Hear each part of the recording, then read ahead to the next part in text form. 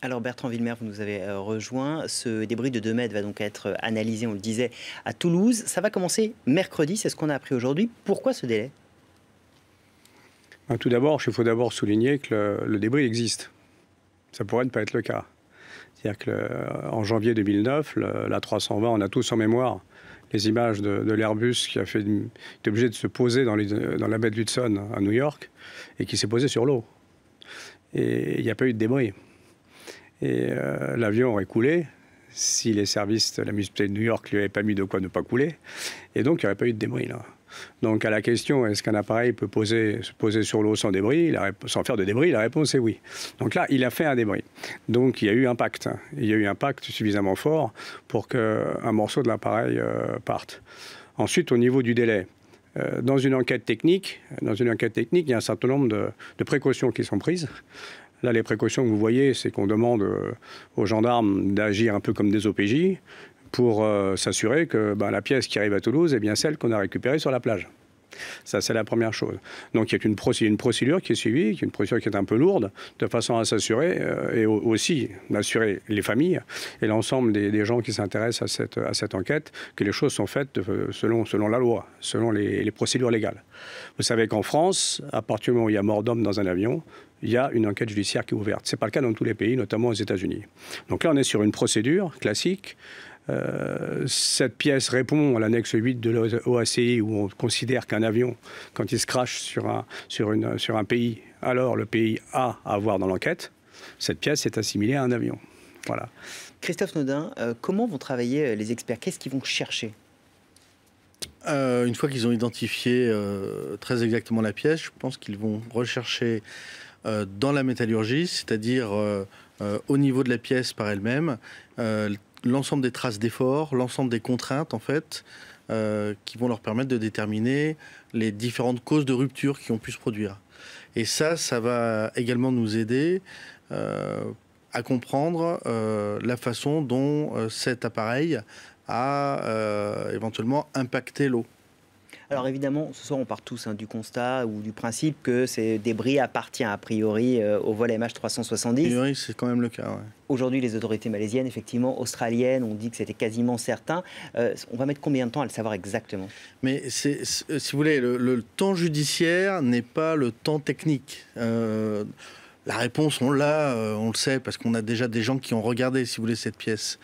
Maintenant, il faut faire les choses dans l'ordre. Et dans l'ordre, si vous voulez, c'est le magistrat qui a été saisi parce qu'il y a une information judiciaire ouverte dans le cadre de ce crash, qui va dicter en fait le rythme. Et les autorités américaines, je veux parler de la firme Boeing, ne répondront qu'à partir du moment où elles auront été sollicitées officiellement. Pour qu'elles soient sollicitées officiellement, elles ne pourront pas l'être avant mercredi, date de présentation de la pièce, si vous voulez, aux enquêteurs, à tout le monde, etc., etc., après la réunion de lundi qui va se dérouler à Paris. Donc, dans le meilleur des cas, si vous voulez, la réponse que l'on va avoir, on va l'avoir dans la semaine, alors qu'on pourrait le savoir tout de suite, pratiquement. Je crois qu'il y a également une volonté politique de calmer le jeu en ce qui concerne cette pièce d'avion, qui n'est qu'une pièce, hein. De ne pas former trop d'espoir dessus et il est légitime de penser que les enquêteurs ont envie de travailler dans la sérénité, dans le calme et de ne pas forcément donner immédiatement les réponses liées, si vous voulez, à leur découverte. En fait, cette pièce va permettre, comme bien souvent dans les enquêtes judiciaire, en tant qu'expert de justice, on est un peu rompu à ces méthodes, de fermer les scénarios plus que d'en ouvrir. C'est-à-dire que l'objectif, c'est de faire parler cette pièce. Alors on a des méthodes. La première chose qu'ils vont regarder, je pense, c'est l'état de corrosion. Est-ce que l'état de corrosion correspond aux 14 mois, qui sont à peu près ceux qu'on estime pour la durée que mettrait une pièce qui dérive avec le courant, ou les 14 mois de l'âge des coquillages, pour parler simple. Est-ce que c'est dans l'ordre de grandeur, déjà? L'état de corrosion, ils pourront le voir si c'est 3 mois ou 3 ans. Ça, ils le savent. Ensuite, ils vont procéder par élimination. Et l'avantage de cette pièce, c'est qu'elle est à la jonction du fuselage et des ailes, et pas très loin des moteurs. Donc, s'il y a des traces de flammes, s'il y a des traces d'explosion à l'intérieur, à l'extérieur, s'il y a des traces de trous, il y a une cause sur cette pièce-là. Ça ne veut pas dire qu'il n'y ait pas de traces de trous de flamme devant ou derrière l'appareil. Donc il faut être prudent. Ensuite, il y a l'interface entre l'appareil, l'aile et le flaperon. Le flaperon, il bouge.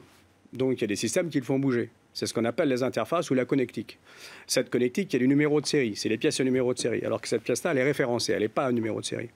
Donc avec le numéro de série, ils pourront parfaitement caler les pièces sur l'appareil. Même si là, je suis tout à fait d'accord avec vous, il n'y a absolument aucun doute. Et donc, à partir de là, ils vont essayer de retracer toute la durée de vie de l'appareil. Ils l'ont déjà au niveau technique, c'est tracé. Hein.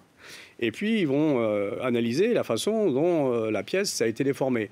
La compression, la fatigue, la rupture, le flambage. Il y a tout un tas de techniques qui leur permettent de voir. Et l'ex-CEAT, maintenant la DGAT, est certainement un des centres les plus compétents qu'on peut avoir en Europe et peut-être même dans le monde. Dans le monde, oui. Ouais. Christophe Naudin, est-ce qu'on peut penser que d'autres débris ressurgissent dans les prochains jours? On peut le penser, on peut également l'espérer. Pour moi, la découverte de ce débris est véritablement miraculeuse. Je ne l'attendais plus. Pourtant, quand un avion, si vous voulez, s'abîme en mer, nécessairement, il y a des morceaux, si vous voulez. Hein. Il peut jamais disparaître comme ça totalement. Maintenant, bon, dans combien de temps on va trouver d'autres débris? Où va-t-on les trouver? Sur Madagascar, sur Maurice, etc. Si vous voulez, on est dans l'hypothèse et totalement. Je veux dire, enfin, on va voir. Le temps parlera pour nous. Mais déjà, c'est bien d'en avoir une parce que pour les victimes, si vous voulez, cette pièce a une charge symbolique extrêmement forte. C'est-à-dire qu'elle ne témoigne que d'une chose, du fait que l'avion, effectivement, s'est très probablement détruit et que les personnes qui étaient à bord sont décédées. Merci Christophe Naudin, merci Bertrand Wilmer. On va continuer évidemment dans les prochaines minutes et tout au long de la soirée à développer cette information et donc ce débris de Boeing 777 qui est en route désormais pour la métropole.